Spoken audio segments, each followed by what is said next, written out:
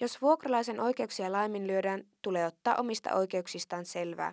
Kemin oikeusaputoimiston johtava julkinen oikeusavustaja Marja-Leena Tervahauta kertoo, millaisia oikeuksia Tornion opiskelija-asuntolan asukkaat voivat hakea vuokrayhtiö Krunnilta. Meillähän on se peruskysymys tietysti olemassa, että jos ei se ole hyväksyttävässä kunnossa, niin siitä pitäisi saada vuokran alennusta. Että siitä nyt sitten niin kuin neuvottelemme. Tämmöistähän ei ole nykyaikana Suomessa varmaan juuri tullut vastaan. Että nyt se kysymys on, että en mä osaa sanoa, että paljonko siitä vuokrasta pitäisi hyvittää. Mutta itse vaan tuntuisi, että ei kai semmoisessa voisi melkein asuakaan.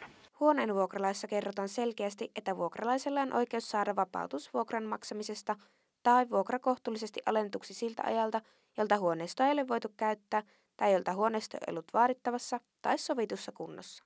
Krunni Oy ei ole kuitenkaan ollut suostuvainen asukkaiden ehdotukseen vuokran tilapäisestä alentamisesta, vaikka se tuntuisi tässä tapauksessa olevan oikeutettua. Jos vuokranantaja on vastahakoinen vuokranalennuksen suhteen, voiko vuokralainen vaikuttaa vuokranalennukseen muutoin kuin penäämällä päätöstä oikeudelta, vaikka se saattaa koitua vuokralaiselle kalliiksi?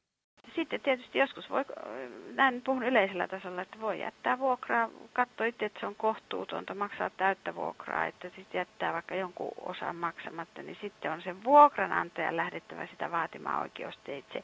Ja siinä on paljon helpompi olla vastaajan roolissa, että emme maksa, koska se ei ole asumiskelvollinen.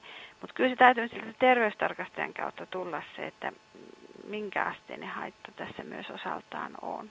Tervahauta ei kuitenkaan täysin varmaa ohjeistusta uskalla antaa siitä, mitä vuokralaisten tulisi loppujen lopuksi tehdä. Erilaisia neuvoja vuokralaiset saavat, mutta täyttä tukea heidän toimilleen suuntaan tai toiseen ei anneta. Myös sympatiaa vuokralaiset saavat, mutta kuinka paljon se lämmittää heidän sydäntään, kun torakat vilistävät tiskipöydällä.